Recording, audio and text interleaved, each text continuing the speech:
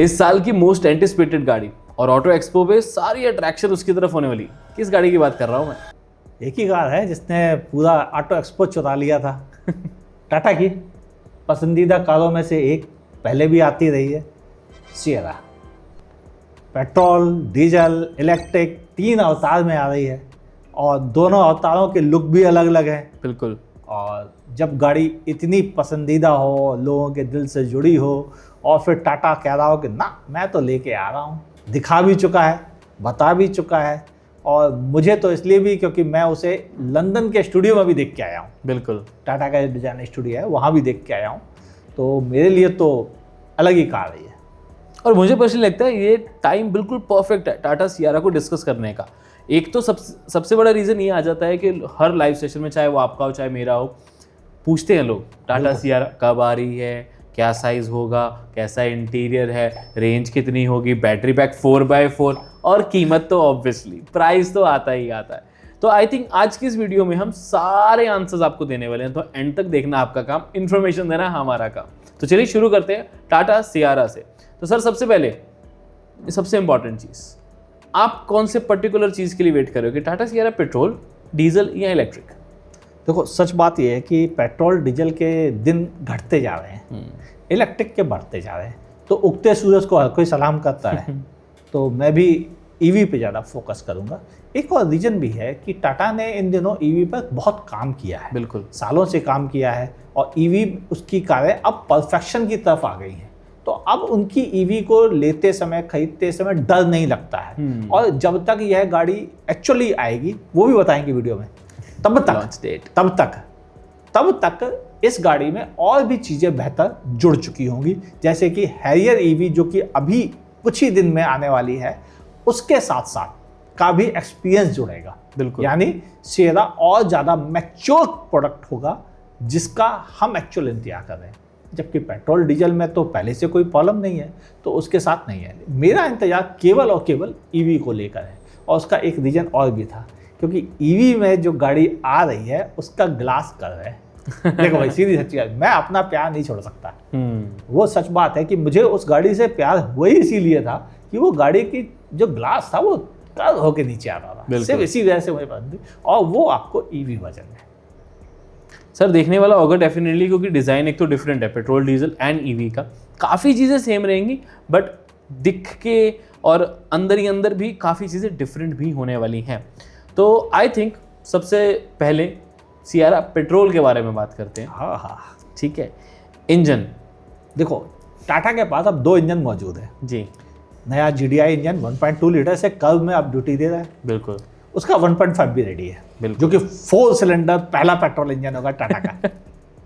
जरूरत थी कब से। हाँ, तो वो भी रेडी है जी। अब वो शायद ड्यूटी सियरा से पहले हमें हैरियर और सफारी में मिल जाए, और मुझे उम्मीद है कि टाटा अपनी सियरा में एक नहीं 2 पेट्रोल इंजन ऑप्शन देगा। अच्छा, एक 1.2 GDI, एक 1.5 GDI। क्या बात है। यानी एक प्राइस फैक्टर के लिए और एक परफॉर्मेंस फैक्टर के लिए। और फिर उसके बाद डीजल तो है ही। अगर तब तक डीजल इंजन के नॉर्म्स पर कोई बड़ा अंतर नहीं आया, तो ये इंजन पक्का आएगा, जो सफारी में अभी भी ड्यूटी दे रहा है, अपने मैनुअल और ऑटोमेटिक दोनों में। आप कह रहे हो कि सियारा में 2 लीटर का डीजल इंजन होगा, क्या होना चाहिए? देखो, होना चाहिए तो 1.5 भी काम कर देगा, क्योंकि गाड़ी वैसी भारी भरकम नहीं है। बिल्कुल, लेकिन ये बात भी सही है कि अगर 2 लीटर इंजन होता है तो उसका मजा कुछ और होगा। लेकिन प्राइस बहुत बढ़ जाएगा, जो गैप है हैरियर में और सियारा में, वो थोड़ा कम नहीं हो जाएगा? लेकिन प्रॉब्लम ये है कि फिर कर्व में भी वही गाड़ी आ रही है, वही नेक्सॉन में, इवन वही इंजन हम अल्ट्रोज में चला रहे हैं। तो फिर ये एक सियरा और एक अल्ट्रोज, इन दोनों के बीच का डिफरेंस बहुत ज़्यादा है जी। और मेरे अंदाज से इनको 2 लीटर इंजन जो बिल्कुल परफेक्ट पावर देगा, कहीं से कम नहीं होगी उसकी पावर, और वो तो काफ़ी है। मुझे लगता नहीं कि एक लोअर डीजल दे के कोई सिर्फ एवरेज के अलावा और कोई एडिशनल बेनिफिट नहीं मिलेगा। और अधिकतर आपको शायद पता है, और टाटा भी जानता है, कि उसके जितने भी कार खरीदने वाले बायर हैं, उनके 2 रीजन ज़्यादा बड़े हैं। एक सेफ गाड़ी होगी, दूसरा सॉलिड होगी। तो ये दोनों चीज़ें मिल जाती है। वो कभी भी इस चीज़ के पीछे नहीं भागते कि गाड़ी अच्छा एवरेज देगी। तो अगर 2 लीटर देते हैं तो भी वो उतने एवरेज के साथ खुश हो लेंगे, क्योंकि टाटा के कस्टमर अगर एवरेज के पीछे भागते तो मारुति थी बगल में, उसी को खरीद लेते। वो टाटा क्यों खरीद रहे हैं, क्यों टाटा दूसरे नंबर पर पहुंच रही है? उसका रीजन ये है कि उसके चाहने वाले एवरेज से उतना प्यार नहीं करते जितना उसकी सेफ्टी से प्यार करते हैं, और शायद यही रीजन भी है टाटा के, और टाटा को पता भी है। तो इसलिए सेरा 2 लीटर परफेक्ट है, 1.5 बुरा नहीं है, ये तो मैं भी जानता हूँ, बुरा नहीं, क्योंकि कर्व में भी वो बड़ी अच्छी ड्यूटी दे रहा है, तो उसमें भी दे सकता है। बिल्कुल, मेरा पर्सनल वैसे ओपिनियन यही है कि सियारा के साथ 1.5 लीटर का ही इंजन आना चाहिए, डीजल वाला। पेट्रोल तो चलो ये 1.2 1.5 वाली बात आपने बताई, वो तो बहुत सही है, बट डीजल 1.5 होने का माइलेज तो एक कंसर्न है। दूसरा ये कहीं ना कहीं पार्ट आ जाएगा कि एक कॉस्ट में भी थोड़ा सा फर्क पड़ जाएगा, टैक्सेशन पॉइंट से भी, इंजन मैन्युफैक्चरिंग पॉइंट से भी, मेंटेनेंस पॉइंट से भी, सर्विस पॉइंट से भी, तो उस वजह से और गैप भी मेंटेन करना जरूरी है। जहां तक बात आपकी एल्ट्रोज वाली, वो बिल्कुल सही है, लेकिन टाटा की हैरी ज़्यादा बिकती हैं एल्ट्रोज।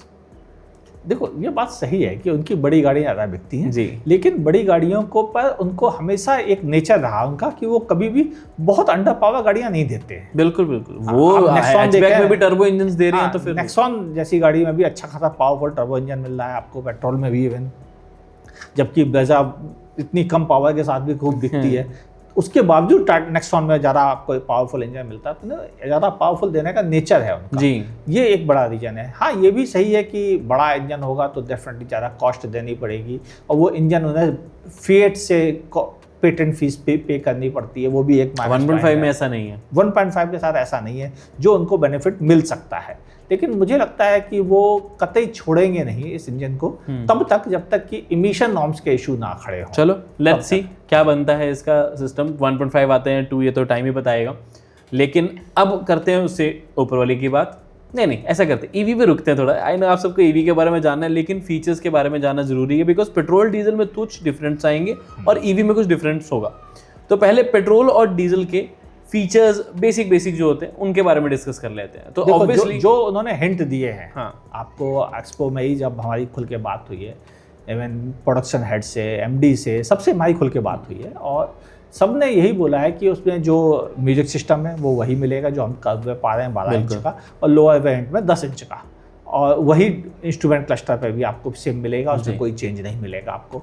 इन सब के अलावा आपको जो मेन एडास वाले फीचर्स अब आ गए हैं वो उसमें एक नहीं कई वेरिएंट में देंगे वो, बिल्कुल, जो एक और प्लस पॉइंट है, क्योंकि तब तक और एडास कॉमन हो जाएगा। एक और चीज़ है जो हम उनसे एक्सपेक्ट कर रहे हैं कि वो अपनी पिछली सीटों में भी इस बार वो वेंटिलेशन देंगे हमें, और स्पेस भी थोड़ी सी, हाँ स्पेस भी देंगे। और एक और चीज़ है वो जो प्राइवेसी कर्टन है, हाँ, उसके वो फैन है, वो उसमें भी आपको मिलेगा सेरा में।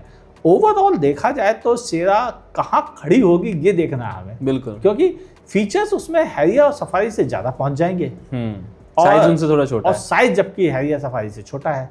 ऐसे हालात में उसके कैसे मैनेज किया जाएगा, बिल्कुल वही हालात बनेंगे जैसे कि सेल्टॉस, क्लाविस और सीरोस कहीं अलग बीच में छाई हुई है, एक्स्ट्रा फीचर्स के साथ, एक्स्ट्रा क्वालिटी के साथ। तो ये कंडीशन शायद मुझे लगता है सेरा के साथ भी होगी, मतलब सेरा ये मान के चले कि अगली सीरोस होगी कह सकते हैं, बिकॉज कहीं ना कहीं वो क्लेविस और जो सेल्टोस है उसके बीच में कहीं ना कहीं फिट हो रही है अब फीचर्स पॉइंट ऑफ व्यू से, हाँ। लेकिन साइज पॉइंट ऑफ व्यू से वो सोनेट वाला साइज ही है देखा जाए तो। बिल्कुल सही बात। तो प्राइस पॉइंट ऑफ व्यू से वो सोनेट और सेल्टोस के बीच में आती है, and same goes with the Sierra as well. ज्यादा कंफ्यूज ना करते हुए कर्व और हैरियर के बीच में होगी, डायमेंशन पॉइंट ऑफ व्यू से भी, प्राइस पॉइंट ऑफ व्यू से भी, और फीचर्स जो होंगे वो आपको कर्व से थोड़े थोड़े एक्स्ट्रा मिल जाएंगे।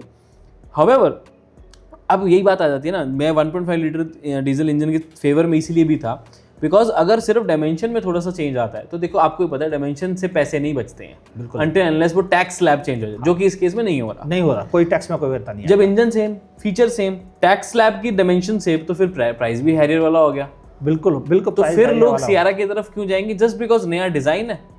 देखिए ऐसा है, हैरियर एक बहुत ज्यादा मैच्योर लुकिंग गाड़ी है, बिल्कुल, वो प्योर एसयूवी की डिफिनीशन में फिट बैठती है। एब्सोल्युटली। जबकि आप अगर सेरा पे जाएंगे ये एक लाइफस्टाइल व्हीकल की तरह ज्यादा, जो कि ज्यादा टेक वाली तरफ जाएगा। हाँ, इसमें टेक्नोलॉजी ज्यादा है, इसमें ऑप्शंस ज्यादा होंगे, जैसे उसमें पेट्रोल नहीं है, बिल्कुल, इसमें आपको वो भी सारे ऑप्शंस मिलेंगे। पेट्रोल तो आ जाएगा, हाँ आ जाएगा, वो अलग बात है, लेकिन अभी नहीं है। हाँ, उसमें एक साथ सब आ रहा है। बिल्कुल। तो ये चीजें हैं, और ऊपर से फीचर्स बहुत इजी है। आपको अगर सेरा में डालना है तो फीचर्स डालना बहुत इजी है। मेरे अंदाज सेरा एक ऐसा प्लेटफॉर्म मिलेगा जिसमें टाटा ये बता सकेगा, यस हम वर्ल्ड क्लास मैन्युफैक्चर है। बिल्कुल बिल्कुल सर। और वो उस कार का वेट कर रहा है कि इसमें हम सब कुछ देंगे। और इवन जब मैं कर्व के लॉन्चिंग से पहले लंदन टाटा के स्टूडियो में था, तब वहाँ सेरा भी हमने देखी थी और हमने एक वीडियो भी दिया था। वीडियो भी लाखों में देखा गया, इवन मिलियंस में देखा गया, सच बात तो ये है। तब भी यही बात थी कि वो लुक जो है ना, उसका दीवानापन जो है वो बहुत आगे है और टाटा भी चाहता है कि उस लुक का दीवानापन बना रहे। सर है भी, मेरे को पर्सनली सियारा जितनी अभी तक हमने देखी है, अभी तक की टाटा की बेस्ट डिज़ाइन कार लगी है, टू बी वेरी ऑनेस्ट। जिस हिसाब से उन्होंने उसका लुक प्रोवाइड किया है, जैसा प्यार मेरे को पर्सनली सेल्टोस के आने पे हुआ था, वो सेम वैसी फीलिंग मेरे को सियारा के लिए आती नज़र आ रही है। एंड एक एक्सपेक्टेशंस कह लो या होप्स कह लो, एक है पूरी उम्मीद टाटा की तरफ से, हमारे मतलब हाँ टाटा के लिए कि यार वो सियारा के साथ तो कुछ ज़बरदस्त करेंगे, एक चीज़। दूसरी चीज़, अब मेरा आपसे एक बहुत इंपॉर्टेंट क्वेश्चन, सियारा जैसा प्रोडक्ट किस तरह के लोगों के लिए परफेक्ट होगा? पेट्रोल डीजल की बात कर रहा हूँ। देखिए पेट्रोल डीजल में मुझे लगता है कि उसका मेन कस्टमर जो खाने वाली है वो गाड़ी, वो क्रेटा का भी खाएगी, बिल्कुल सेल्टॉस का भी खाएगी और ग्रैंड विटारा हाईराइडर का भी खाएगी। सर जिस हिसाब से सबके मार्केट खाएगी वो। बिल्कुल बिल्कुल। क्यों? क्योंकि लुक्स में इनसे किसी से कम नहीं है वो।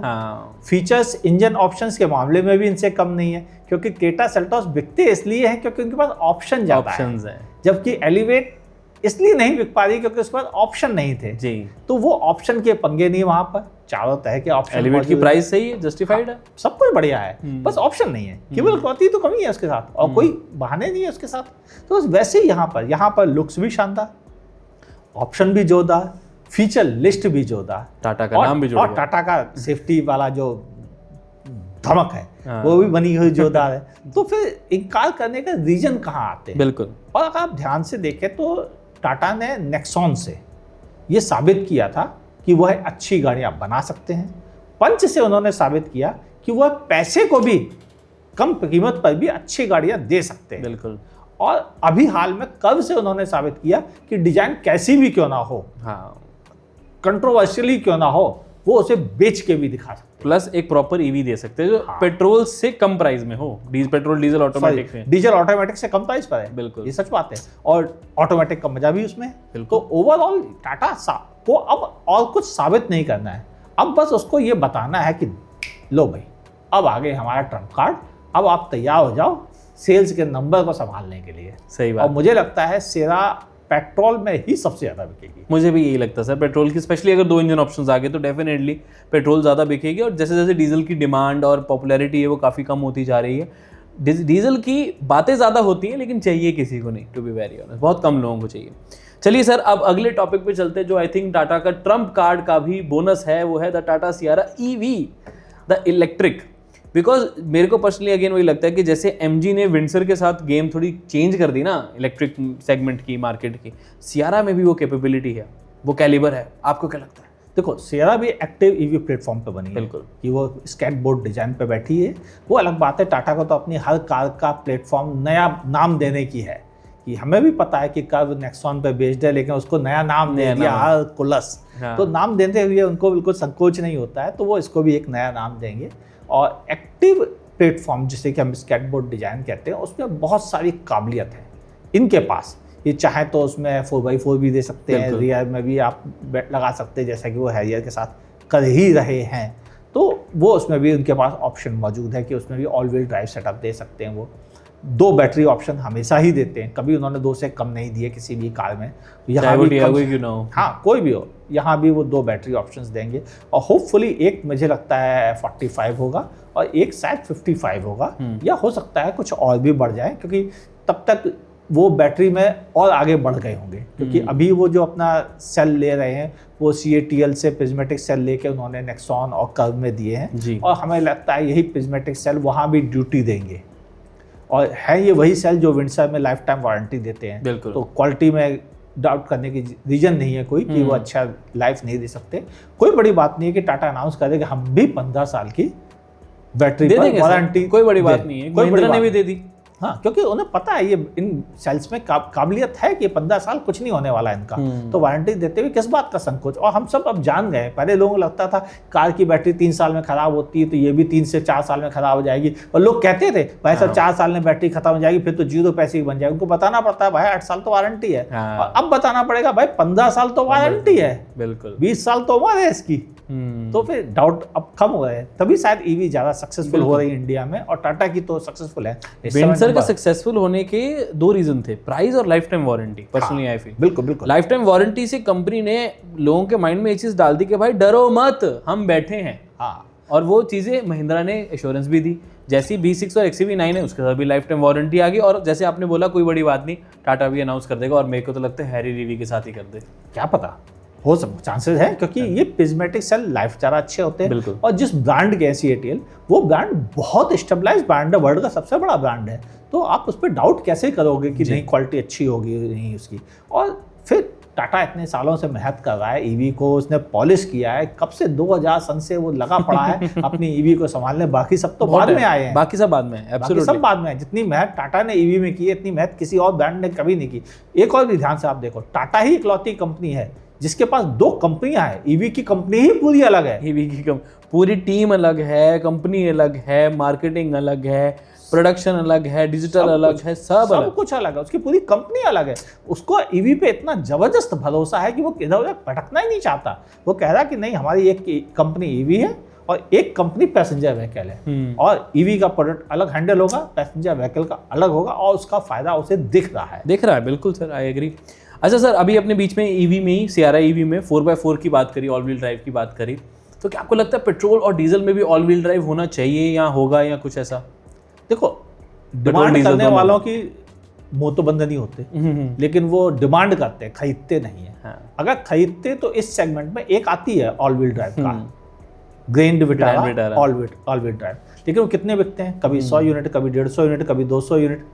मैंने कभी नहीं देखा कि वो 500 भी बिक गए हों। बिल्कुल। तो फिर नेचुरल है कि उसके खरीदार हैं ही नहीं। अगर खरीदार होते तो बाकी कारें 10,000 बेचते हैं वो, और ऑल व्हील ड्राइव तो बेचते कम से कम। हाँ, 8-9 हज़ार से 10,000 बिक जाते हैं उनकी गाड़ियाँ। और इतने नंबर होने के बावजूद भी अगर आप केवल 100 यूनिट बेच पाओ ऑल व्हील ड्राइव के, तो ये बताता है कि ऑल व्हील ड्राइव डिमांड भले कस्टमर करे, लेकिन खरीदने को तैयार नहीं है। सही बात है सर। हमें बहुत बार सियारा को लेके कमेंट्स कई बार बहुत आए कि ऑल व्हील ड्राइव आना चाहिए, ऑल व्हील में भाई चाहिए किसको? खरीदेगा नहीं, खरीदेगा, लॉन्च भी कर देंगे तो भी नहीं खरीदेंगे। तो फिर लॉन्च किया ही क्यों जाए? ठीक है, तो पेट्रोल डीजल के साथ तो कैंसिल हो गई, हैरियर के साथ हमें पता है ऑल व्हील ड्राइव है। अब मेरे को बताओ कि सियारा ईवी के साथ भी कंफर्म्ड ऑल व्हील ड्राइव नहीं?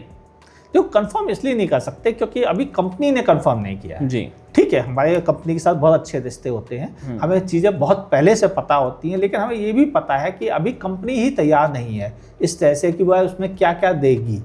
तो अभी उनको टेस्टिंग करना बाकी है, काफ़ी टेस्टिंग का काम करना बाकी है। अभी तो उन्होंने डिज़ाइन बनाया है, अब उस डिज़ाइन पर कार बननी शुरू हो रही है बैकग्राउंड में उनके फैक्ट्री में। अब इस पर काम चल रहा है कि इसको कैसे प्रैक्टिकली कार बनाया जाए टेस्टिंग करने के लिए।